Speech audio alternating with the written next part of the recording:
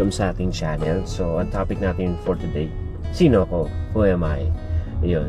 So, first nga pala guys, I was born in Quezon City. Ayun, 1980. Wow! Talaga sinabi yung edad no? Ay, yung year So, yun. I was born in Quezon City. Talagang Manileño. Yan. Born and raised. Yan. Pero yung parents ko, my mom actually grew up in Manila, and then my dad, yung talagang biological father ko, he's from Bicol. Nag-take lang siya ng law sa college niya, tsaka yung law niya sa Manila. Yun.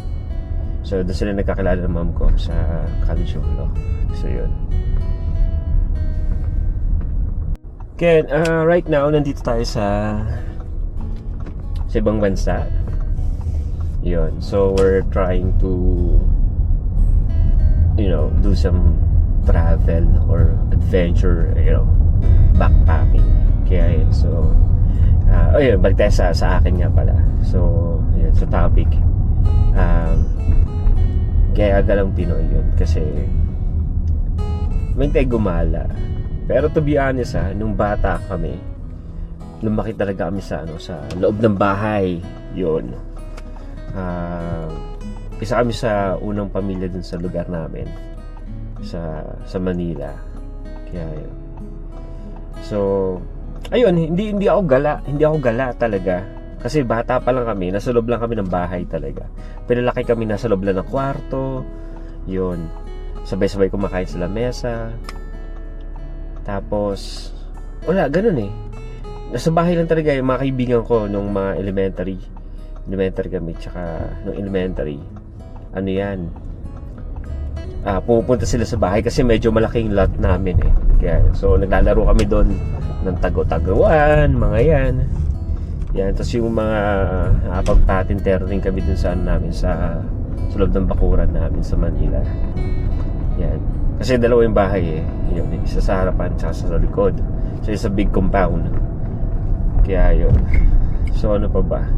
Hindi ko nga alam bakit bigla akong naging gala no? Siguro dahil hindi nga kami gala. Tsaka yun, yung kabataan namin, kung sakaling lalabas lang kami ng gate, yung maglalaro kami sa kalsada, yung mga tipong brown out, kasi yung panahon namin, hindi pa gano'ng kadaming sasakyan. So, anong nangyayari? Talagang, pag nag-brown out talaga, nalabas na kami yan, doon na kami maglalaro, yun. Ng Shato, Tumbang Preso,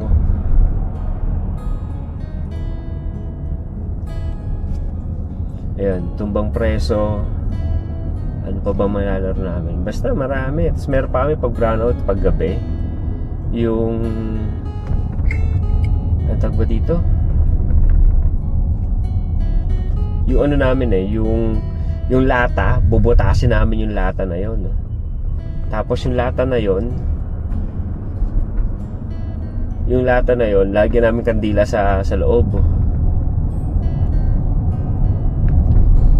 Tapos may butas-butas yung lata, may butas-butas yun tapos nalagyan namin kandila, tapos meron kaming wire na nakaganon sa ibabaw niya, tapos gagawin namin ganon parang lantern. So para kami si Green Lantern. Siguro talaga naging gala rin kahit sa loob lang kami ng bahay talaga, hindi kami lumalabas. Na kami after school, bahay yun. Pero nako, sabihin ko sa inyo, ang dami kong eskwelahan nung high school. So, ang dami kong pinagdaanan na school. Or nag-transfer ako kasi dami kong kaibigan din yung mga kapitbahay namin. Yun. So, doon sa lugar namin kasi, tahimik yun. So, hindi kami nakikita-kita. Kahit katapat lang namin yung kaibigan ko, tatawagan ko pa sa telepono yan. 6 numbers pa yata, 5 numbers yung phone number before. Alam ko yata parang 5. Nag-start kami sa 5. Tapos pa yun rotary yung phone. Yun. So may party line pa Hello party line, pa gagamit kami ng phone. Ganon. So yun yung buhay namin. So yun. Yun, basta hindi ako gumagala. Pero school ko, nung high school ako, ang dami kong school, pati nung college. Kaya siguro naging gala rin talaga. So, ngayon pala, guys, pupunta tayo sa Cairo ko. Medyo na-traffic yata, nagkamali ako. Nasa CR pa ako. Saan tayo mga naggala sa Pilipinas? Marami rin, guys. Nakapunta na rin tayo. Siyempre, hindi mawawala talaga Baguio ever since yun. Kasi may farm kami sa Pangasinan. So Baguio, yan, La Union, Ilocos, La Union, nasabi ko na yata, no?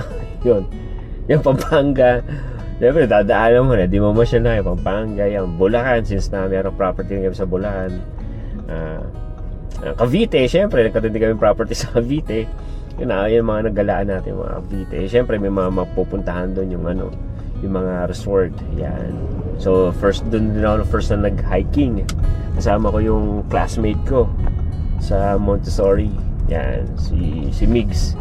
Yan, siya yung unang nag-introduce sa akin ng hiking. Yan. Tapos ano ba?